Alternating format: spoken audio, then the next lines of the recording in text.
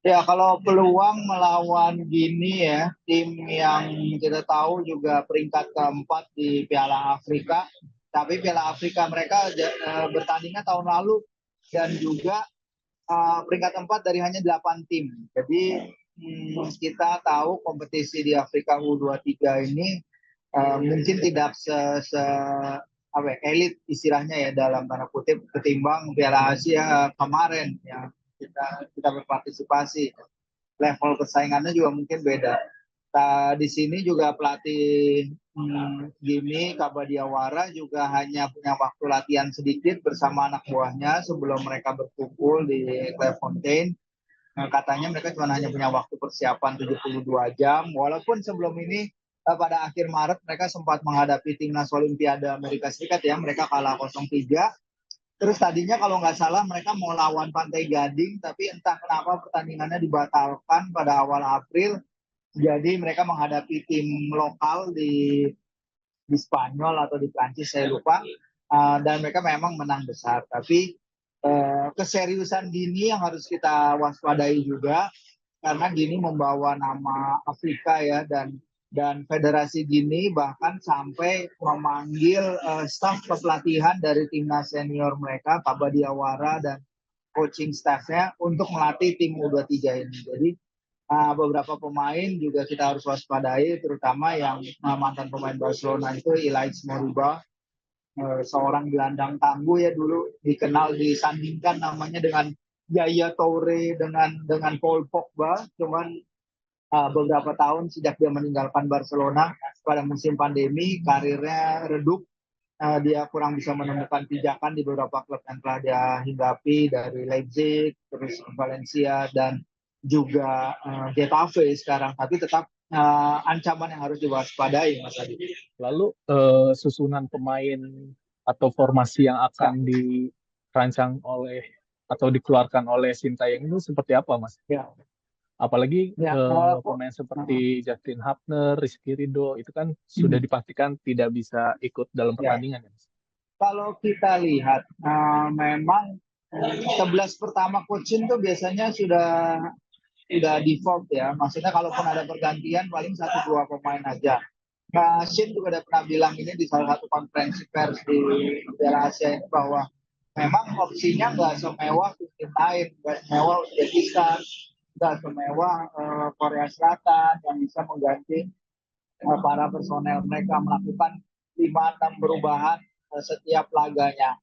Dan ketika di Piala Asia, turnaround laga yang sangat sedikit, ditambah dengan beban mental dan beban fisik dari bermain 2 kali laga kita bermain 120 menit ya lawan Korea Selatan dan lawan Irak, itu pasti ada, coaching bilang kemarin juga itu pasti ada bebannya. Dan ketika di preskon kemarin bersama media-media dari Indonesia, dia memang bilang untuk laga ini memang banyak para pemainnya yang mengalami cedera ringan dan keletihan otot ya.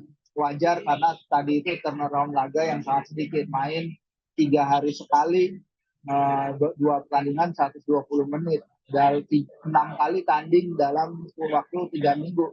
Pasti berat bagi para pemain.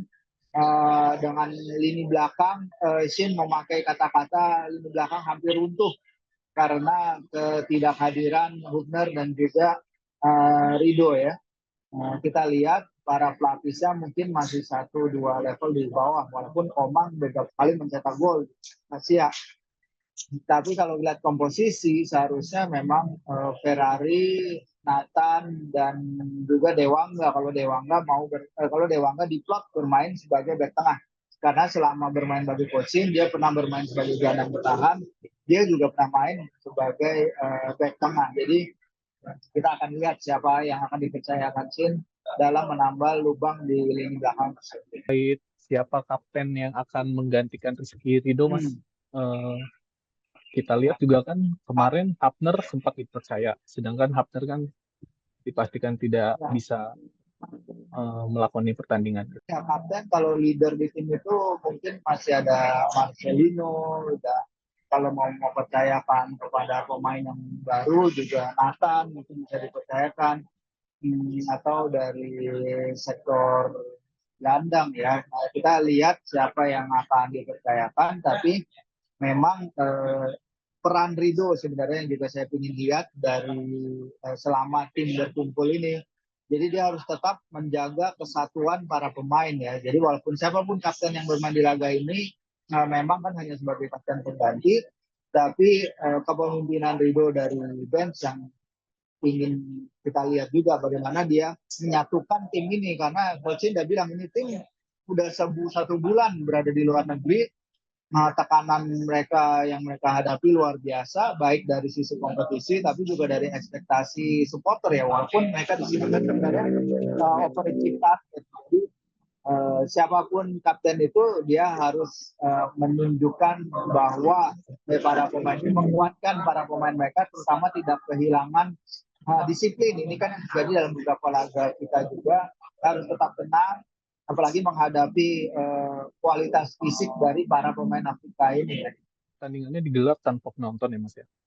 Dan kita tahu di Qatar kemarin tuh antusias supporter tuh cukup membuat semangat para pemain kita bertambah gitu. Nah, ini impact-nya apa ya Mas ya buat pertandingan nanti?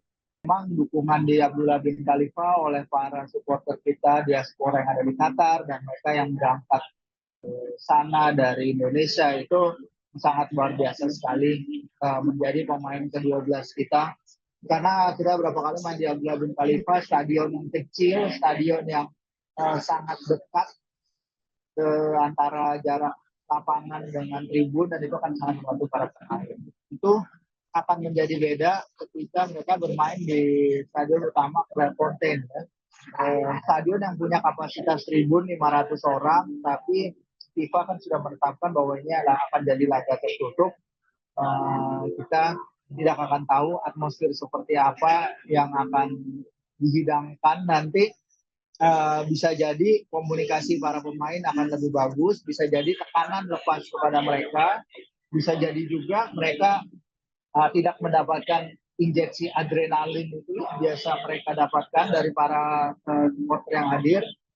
Tapi mungkin akan jadi keunggulan juga sehingga para pemain bisa lebih fokus dan konsentrasi menatap pertandingan. Tapi tentu saja kehilangan pemain ke-12 ini akan jadi pukulan besar. Makanya beberapa kali sebelum kita bilang kalau mau kelolosan Olimpiade dipastikan, lebih baik kelolosan Olimpiade itu dipastikan di hadapan para penonton yang hadir, di hadapan para penonton penggila Garuda Ultras Garuda di Qatar yang telah berkumpul demi merah putih.